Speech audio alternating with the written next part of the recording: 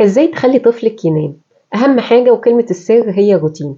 اول حاجه اعملي روتين لطفلك، حطيه دايما في ميعاد معين بالليل وضلمي الاوضه عشان يبقى مرتبط الليل بالنوم.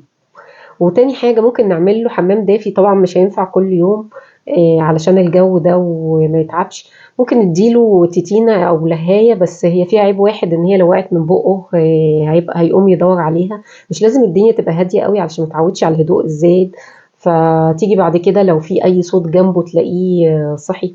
قللي وقت القيلولة بتاعته في اليوم علشان بعد كده ينام بالليل، بس مش معنى كده ان احنا هنلغيها خالص. لو لغيتيها خالص الطفل هيبقى تعبان. دوري على علامات النوم عنده، اللي هتلاقيه بيتاوب، هتلاقيه بيدعك في عينه.